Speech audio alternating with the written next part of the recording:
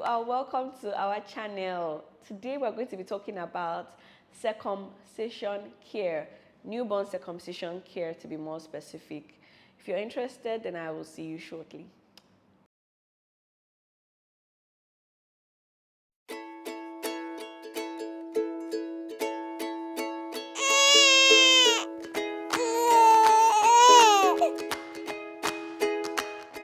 You are welcome back to our channel. My name is Moriah Ahonaya, as you probably know, and together with you, we're on a journey to help new moms and dads find their feet in this new world that they are in, to navigate all the nooks and crannies of babyhood and then maturing into toddlerhood.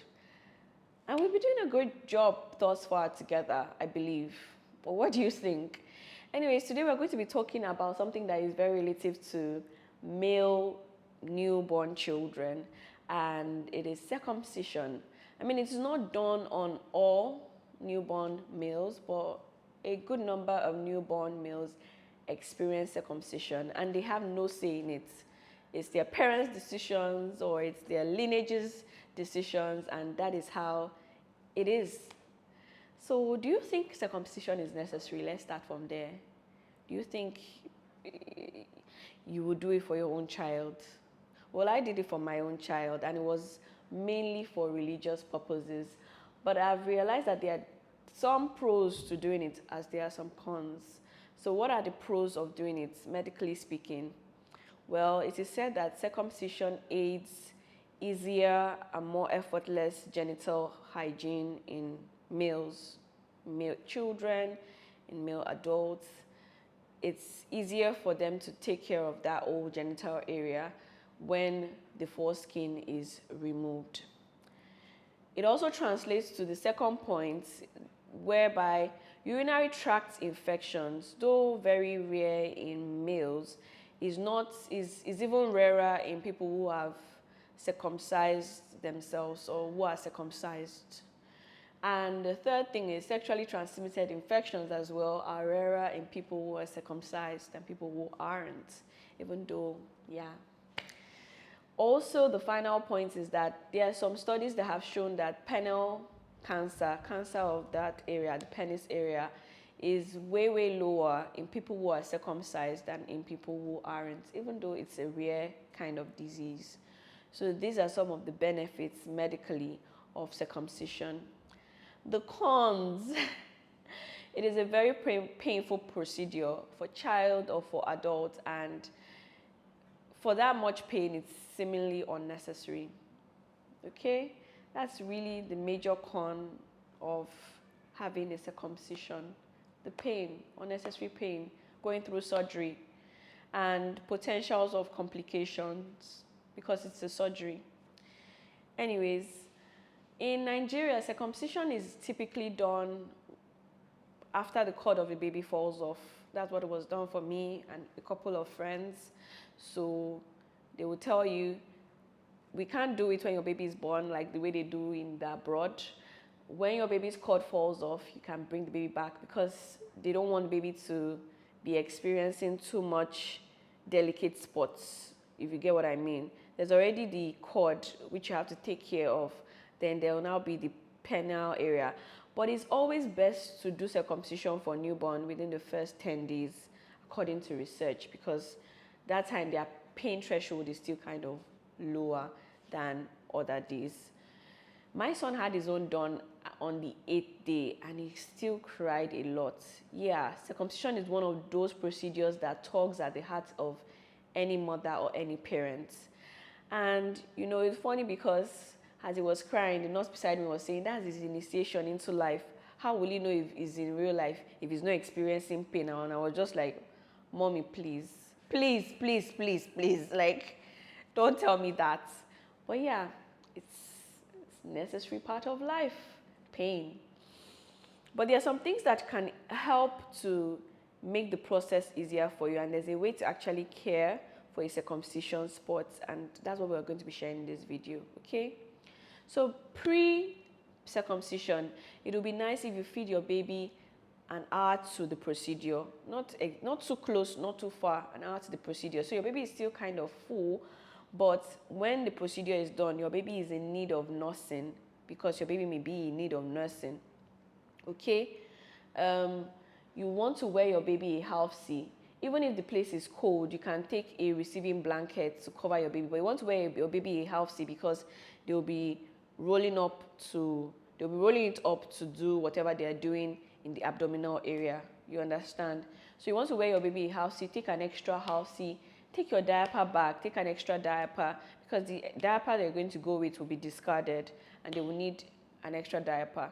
I forgot my diaper bag on the day that Joshua was having circumcision. So his father had to go home and literally missed the juiciest parts of all the crying and shouting of our son's circumcision process.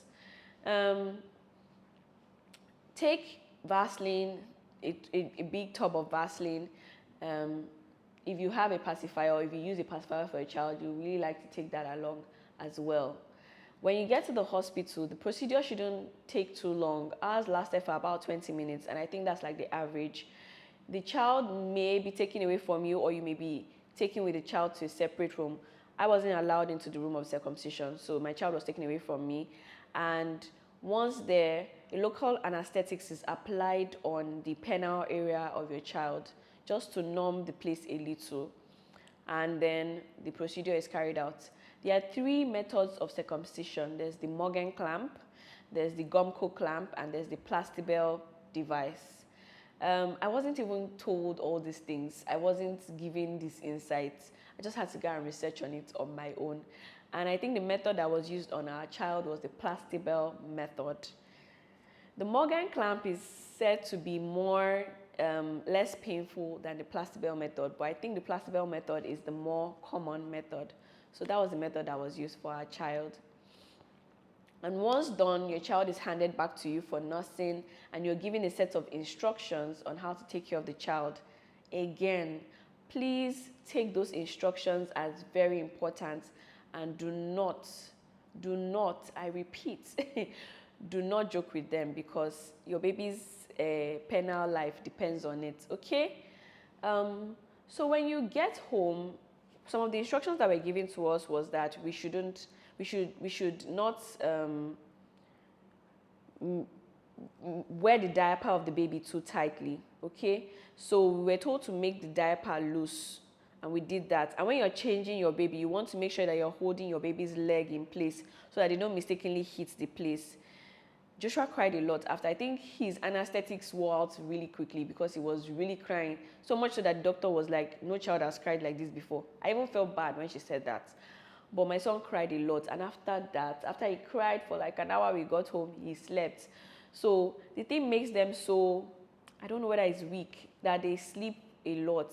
So he slept for a long time. He slept for longer than he normally would that day. And I was just pitying him throughout. How to care for it is, you want to also do the rub and shine method in the period of the first 2 or 3 days. In fact, we didn't bath Joshua the first 24 hours. There's a gauze that may be placed that if the baby, if the baby is having a diaper change, you want to make sure that you don't touch that gauze. But if the gauze is stained, then you can remove it, clean the place as gently as you can, and then put a swab of Vaseline all over that region again. Every single day, you want to make sure you clean your baby properly and put a swab of Vaseline. In time, if it's a placebo device, it will fall off. And then you will see the baby's penis healing. You may notice a little yellowish discharge on the penis as it's healing. It's totally normal. Healing takes about 1 to 7 or 10 days. But when you should beware is if, first of all, there's active bleeding, like the penis is bleeding, is staining the diaper very seriously, then you should take your child back to the hospital, because there's not supposed to be active bleeding. A tiny blood, yes, we didn't even see any blood on Joshua's diaper, but there's active bleeding. At any point, if it starts the next day or the 3rd day, then return the child back to the hospital for care. If the baby doesn't pee in 12 hours, then please return your baby back to the hospital. If the place has continuous redness, if it is swollen, or if it is bringing out pus, then you should return your baby back to the hospital. A little yellowish discharge, yes, but not pus, okay? So this is how you should care for and look after your baby's circumcision spots, and it will come out all pretty at the end of the day if you're all for circumcision. And if you're not, let me know the reasons why you're not for circumcision in the comments below. I'd love to hear from you. I hope this has been helpful. Thank you for joining us this week, and I will see you in the next episode. Take care.